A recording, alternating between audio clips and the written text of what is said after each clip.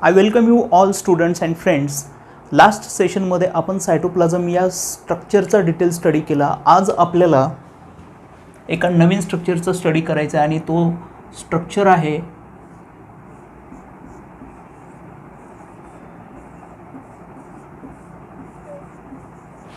Endoplasmic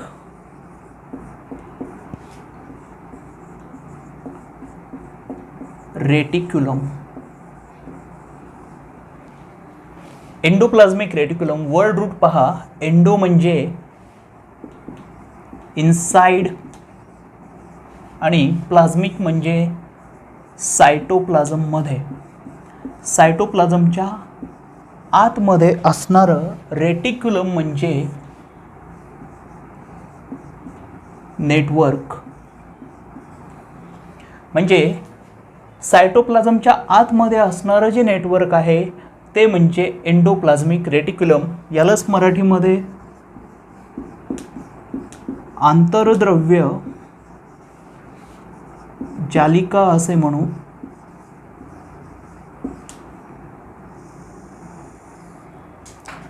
बघा विद्यार्थी मित्रांनो, ज्यावेळी इलेक्ट्रॉन मायक्रोस्कोपचं इन्व्हेन्शन झालं त्यावेळी आपण सेलमधील प्रत्येक पोर्शनचा डिटेल स्टडी करू शकलो, डिटेल ऑब्झर्वेशन करू शकलो.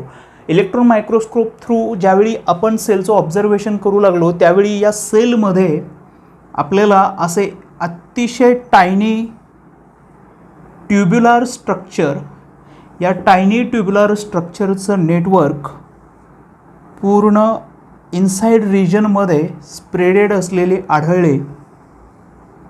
आणि हे जे टायनी ट्युब्युलर स्ट्रक्चर आहे, टायनी ट्युब्युलर स्ट्रक्चर, हे टायनी ट्युब्युलर स्ट्रक्चर म्हणजेच ER. ER हा शॉर्ट फॉर्म आपण इथून पुढे वापरू एंडोप्लाझ्मिक रेटिक्युलमसाठी.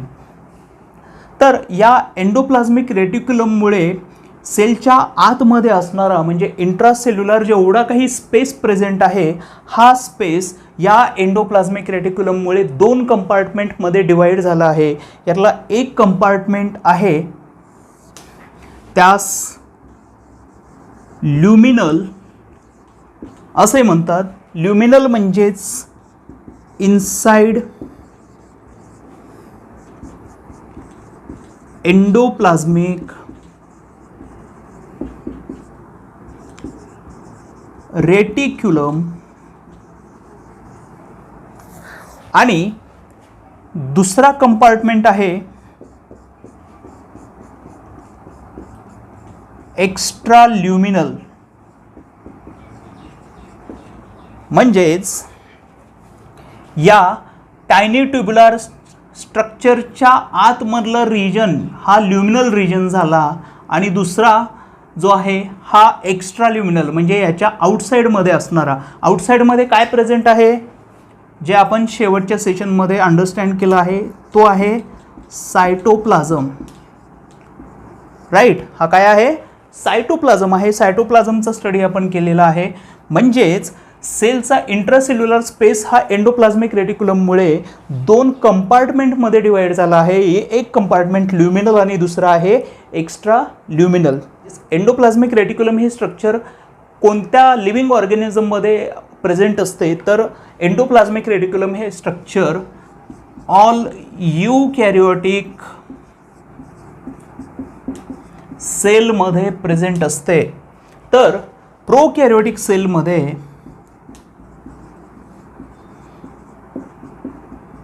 म्हणजेच आदिकेंद्रकी सजीवांमध्ये एंडोप्लाझ्मिक रेटिक्युलम हे स्ट्रक्चर प्रेझेंट नाही. एंडोप्लाझ्मिक रेटिक्युलम हे स्ट्रक्चर मेम्ब्रेन बाउंडेड आहे. म्हणजे डबल मेम्ब्रेनने फॉर्म झालेलं हे ऑर्गेनेल आहे किंवा सेल पार्ट आहे. आणि जेवढे काही मेम्ब्रेन बाउंडेड ऑर्गेनेल्स आहेत ते सगळे आपल्याला प्रोकॅरियोटिक सेलमध्ये अब्सेंट दिसतात आणि हे यूकॅरियोटिक सेलमध्ये प्रेझेंट आहेत. तर यूकॅरियोटिक सेलमध्येही दोन एक्सेप्शन्स आहेत. त्या दोन एक्सेप्शनमध्ये एंडोप्लाझ्मिक रेटिक्युलम हे स्ट्रक्चर प्रेझेंट नसते तर ते त्यामध्ये अब्सेंट असते. यातला एक आहे जर्मिनल सेल आणि सेकंड आहे मॅच्युअर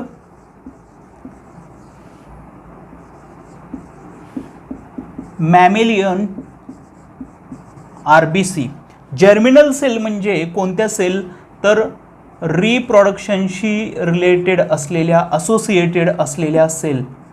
रिप्रोडक्शनशी रिलेटेड असलेल्या सेलमध्ये एंडोप्लाझ्मिक रेटिक्युलम अब्सेंट असते आणि मॅच्युअर मॅमेलियन RBC मध्ये, म्हणजे RBC सेल ही मॅच्युअर होण्याच्या पूर्वी जवळजवळ सर्व मेम्ब्रेन बाउंडेड ऑर्गॅनेल्स या RBC मध्ये म्हणजे रेड ब्लड सेलमध्ये, तांबड्या रक्तपेशींमध्ये प्रेझेंट असतात. पण जशी ही सेल मॅच्युअर होते तसे हे सर्व स्ट्रक्चर RBC हे लूज करते. म्हणून हे दोन अपवाद जर सोडले तर सर्व युकॅरियोटिक ऑर्गॅनिझम्समध्ये आपल्याला एंडोप्लाझ्मिक रेटिक्युलम हे प्रेझेंट असलेले दिसून येते. त्यामध्ये कोणते कोणते आहेत, तर त्यामध्ये प्रोटिस्ट्समध्ये प्रेझेंट असतं. देन फंगायमध्येही एंडोप्लाझ्मिक रेटिक्युलम प्रेझेंट असतं. देन प्लांटी आणि ॲनिमॅलिया या सर्व टाईपच्या लिव्हिंग ऑर्गॅनिझममध्ये एंडोप्लाझ्मिक रेटिक्युलम हे प्रेझेंट आहे. एंडोप्लाझ्मिक रेटिक्युलम हे स्ट्रक्चर पहिल्यांदा कोण ऑब्झर्व केलं, तर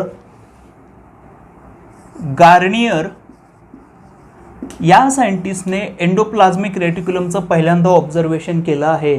तर एंडोप्लाझ्मिक रेटिक्युलमच्या अल्ट्रास्ट्रक्चरच्या स्टडीशी संबंधित 3 सायंटिस्ट येतात आणि ते 3 सायंटिस्ट म्हणजे एक आहे पॉर्टर,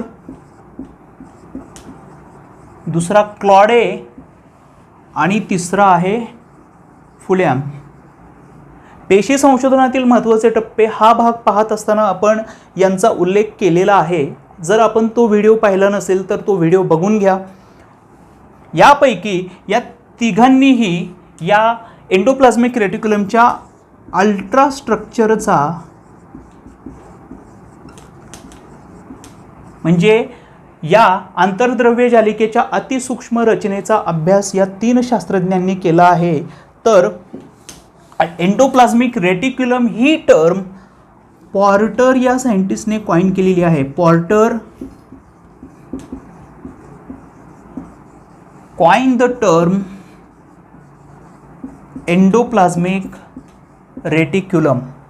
आता आपण एंडोप्लाझ्मिक रेटिक्युलमच्या स्ट्रक्चरचा डिटेल स्टडी करू.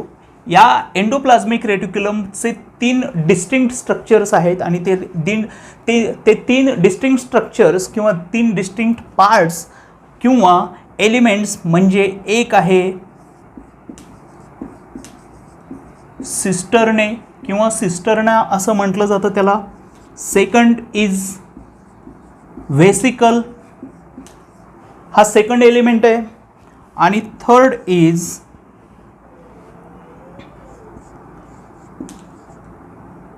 ट्यूब्युल्स. या 3 पार्ट्सनी एंडोप्लाझ्मिक रेटिक्युलम हे स्ट्रक्चर फॉर्म झालेलं आहे. तर यामधील सिस्टरने हे स्ट्रक्चर कसं आहे, हे नॅरो म्हणजे आखूड स्वरूपाचं, नॅरो ट्यूब्युलार नळ्यांसारखी रचना असणारं, फ्लॅटन्ड आहे म्हणजे चपट्या आकाराचं, नॅरो ट्यूब्युलार फ्लॅटन्ड आणि अनब्रांच्ड असं हे स्ट्रक्चर म्हणजे शाखांनी युक्त नसलेलं असं हे सिस्टर्ने नावाचं स्ट्रक्चर आहे. हे स्ट्रक्चर नेमकं कशापासून फॉर्म होतं हे जर आपण पाहिलं तर ज्यावेळी आपण सेलचा न्यूक्लियस ड्रॉ करू, या सेलच्या न्यूक्लियसमध्ये हा जो न्यूक्लिअर एन्व्हलप, समजा हा न्यूक्लियस आहे आणि हा न्यूक्लियसचा न्यूक्लिअर एन्व्हलप किंवा न्यूक्लिअर मेम्ब्रेन आपण इथे ड्रॉ केला आहे. या न्यूक्लिअर मेम्ब्रेनच्या इथेच आपल्याला एक बल्जिंग किंवा एक प्रोट्यूबरन्स सारखं स्ट्रक्चर प्रेझेंट असलेलं दिसतं. हे काय आहे, एक इव्हॅजिनेशन आहे. इव्हॅजिनेशन म्हणजे इनव्हॅजिनेशनच्या अपोजिट. इनव्हॅजिनेशनचा संदर्भ आपण यापूर्वीच्या लेक्चरमध्ये पाहिला होता आणि तो मेसोसोम या स्ट्रक्चरच्या संदर्भात पाहिला होता. मेसोसोम म्हणजेच काय, तर मेसोसोम म्हणजे आपण ज्यावेळी सेलचं प्लाझ्मा मेम्ब्रेन ड्रॉ करतो प्रोकॅरियोटिक सेलमधील, आणि हा प्लाझ्मा मेम्ब्रेन काही ठिकाणी असा इनसाईडला फोल्ड झालेला आढळतो, बरोबर. तर हा जो इनसाइड फोल्डिंग आहे किंवा इनसाइड रिजनमध्ये जे काही फोल्डिंग होते त्या स्ट्रक्चरची, त्यास इनव्हॅजिनेशन म्हणतात. इनव्हॅजिनेशन असे त्याला म्हणतात. तर या इनव्हॅजिनेशनच्या म्हणजे इनसाइड फोल्डिंग शिवाय आउटसाइड फोल्डिंग जर इथे प्रेझेंट असेल आणि हा टेंगुळाल्यासारखा किंवा बल्जिंगसारखा प्रोट्युबरन्ससारखा भाग आपल्याला न्यूक्लिअर एन्व्हलपवरती, न्यूक्लिअर मेम्ब्रेनवरती दिसतोय, हा यापासून सिस्टरने हे स्ट्रक्चर आपलं फॉर्म झालेलं आहे. सिस्टरने हे कशापासून फॉर्म झालेलं आहे, तर न्यूक्लिअर मेम्ब्रेनवरच्या या बल्जिंगपासून फॉर्म झालं आहे. यापासूनच आपल्याला हे असं स्ट्रक्चर लॉंग, नॅरो, फ्लॅटन्ड,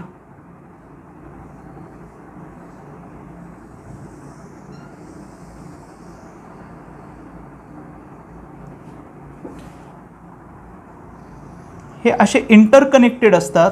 ब्रांच नाही आहेत, ते इंटरकनेक्टेड पार्ट आहेत.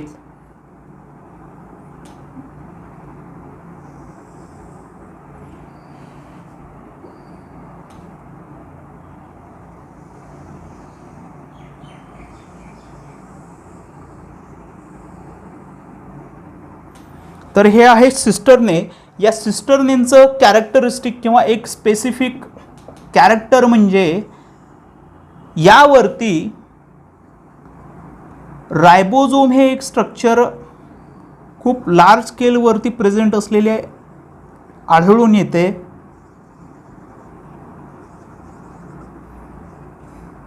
आणि हे रायबोझोम्स या सिस्टरनेवरती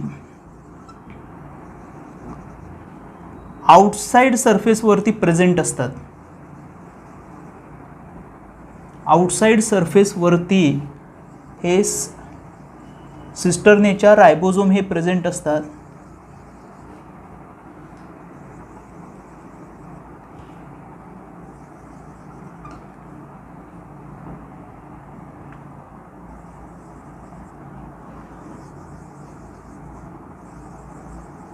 बघा, लॉंग आहे, फ्लॅटन्ड आहे, चपट्या आकाराचे आहेत. आतमध्ये ही जी कॅव्हिटी, जो स्पेस दिसतोय या सिस्टरनेच्या मध्ये असणारा, यास म्हणतात ल्युमेन. आणि सिस्टरनेचा जो इनसाइड सरफेस आहे हा ल्युमेन साधारणतः 40 to 50 मायक्रोमीटर इतक्या डायमीटरचा आहे. बघा, मायक्रोमीटर, नॅनोमीटर हे जे मेजरमेंट्स आहेत सेलच्या संदर्भात असणारे, याचा पण आपण डिटेल स्टडी आधीच्या सेशनमध्ये केला आहे. 40 to 50 मायक्रोमीटर इतक्या डायमीटरचे सिस्टरनेमधील ल्युमेन आहेत. आणि रायबोझोम यांच्यावरती प्रेझेंट आहे. याचा मीनिंग काय आहे? Ribosomes are associated with protein synthesis. So this cistern is associated with protein synthesis, right? Getting my point? सेलमध्ये एंडोप्लाझ्मिक रेटिक्युलम किती नंबरमध्ये प्रेझेंट असते हे त्या सेलच्या मेटाबॉलिक फंक्शननुसार, मेटाबॉलिक रोलवरती डिपेंड असतं. म्हणजे फॉर एक्झाम्पल, सेलला जर प्रोटीनच्या प्रोडक्शनची आणि लिपिडच्या प्रोडक्शनची किंवा सिंथेसिसची जास्त रिक्वायरमेंट असेल तर इट मीन्स दॅट सेलमध्ये एंडोप्लाझ्मिक रेटिक्युलम हे स्ट्रक्चर मोर क्वांटिटीमध्ये प्रेझेंट आहे. आणि जर त्या पर्टिक्युलर सेलमध्ये त्या सेलसाठी प्रोटीनची आणि लिपिडच्या फॉर्मेशनची किंवा सिंथेसिसची रिक्वायरमेंट जास्त नाही आहे, तर it means the number of endoplasmic reticulum is less. It depends on that particular metabolic cells metabolic function. Next element of endoplasmic reticulum is vesicle. Vesicle म्हणजे एक सॅक लाईक स्ट्रक्चर आहे. आणि सॅक लाईक स्ट्रक्चर असल्यामुळे vesicle कसे असते, तर हे असे ओव्हल किंवा राउंडेड टाईपचे असते. या व्हेसिकलवरतीही आपल्याला रायबोझोम हे स्ट्रक्चर आढळून येतील.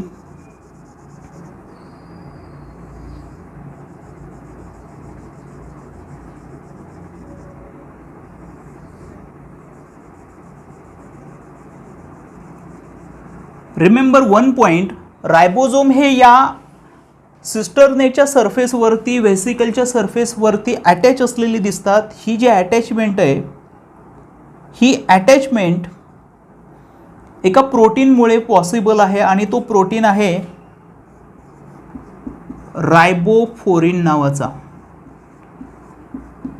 आपण रायबोझोमचा डिटेल स्टडी करत असताना या रायबोफोरिनचा पण उल्लेख केलेला आहे. रायबोफोरिन हा बेसिकली रायबोफोरिन 1 आणि 2 असे त्यामध्ये 2 प्रकार आहेत. यांनी हे रायबोझोम या सरफेसला अटॅच असतं, व्हेसिकलच्या आणि सिस्टर्नेच्या. रायबोफोरिन हे एक ग्लायकोप्रोटीन आहे.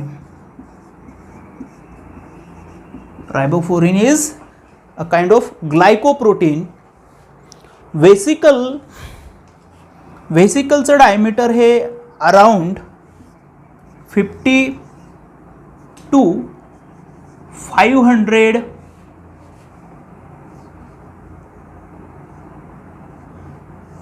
मायक्रोमीटर इतक्या डायमीटरचा आहे. So vesicle is the second element, and third element is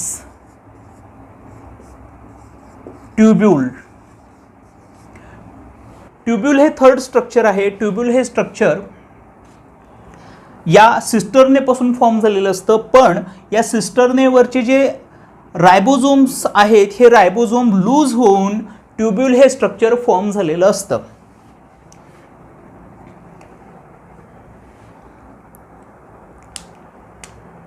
tubule हे सुद्धा कसे आहेत? ट्यूब्यूल हे लॉंग आहेत आणि ट्यूब्यूल हे ब्रांच्ड स्ट्रक्चर आहे.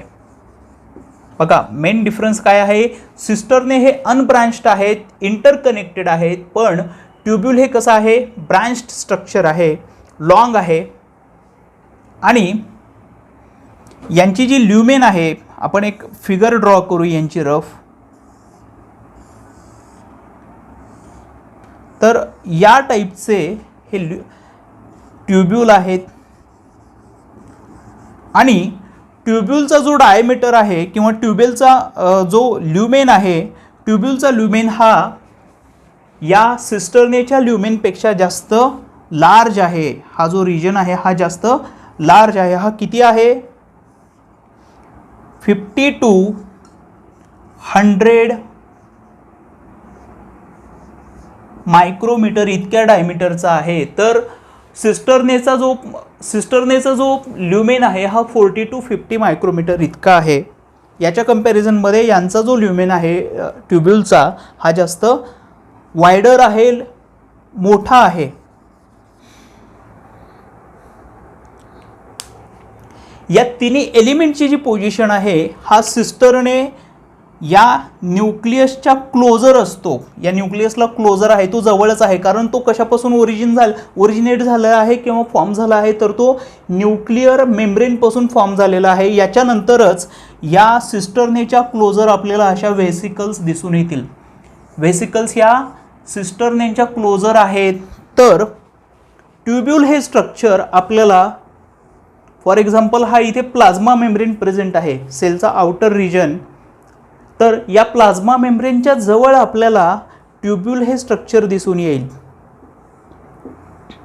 बघा सिस्टरने हे जे स्ट्रक्चर आहे, या सिस्टरनेवरती रायबोझोम हे स्ट्रक्चर प्रेझेंट असल्यामुळे सिस्टरनेचे मेन फंक्शन जे आहे ते प्रोटीन सिंथेसिसचे आहे. तर ट्यूब्यूलचे जे सेलमध्ये जर सिस्टर्नेचं प्रपोर्शन जास्त असेल, लार्ज असेल, तर त्याचा अर्थ आहे सेलमध्ये प्रोटीनचं प्रोडक्शन जास्त आहे. आणि जर सेलमध्ये ल्युमेनचं प्रपोर्शन, ल्युमेनची क्वांटिटी जास्त असेल, तर इट मीन्स लिपिडचं प्रपोर्शन किंवा लिपिडच्या सिंथेसिसची रिक्वायरमेंट या सेलला जास्त आहे. आणि हे डिपेंड आहे, हे कोणते स्ट्रक्चर त्यामध्ये प्रेझेंट आहे त्यावरून त्या सेलचं फंक्शन आपल्याला दिसून येतं. या सेशनमध्ये आपण एंडोप्लाझ्मिक रेटिक्युलमच्या स्ट्रक्चरचा आढावा घेतला. यामध्ये आपण पाहिलं की एंडोप्लाझ्मिक रेटिक्युलम हा जो स्ट्रक्चर आहे, या स्ट्रक्चरचे किती एलिमेंट्स आहेत. त्यामध्ये आपण सिस्टर्ने, व्हेसिकल आणि ट्यूब्यूल पाहिले, त्यांचे स्पेसिफिक कॅरेक्टरिस्टिक्स आपण अभ्यासले. आणि याच्या पुढचा भाग जो आहे आपण तो नेक्स्ट सेशनमध्ये घेणार आहोत. I hope you are getting all this point and you are understanding it very well. If you like this, please like, share and subscribe.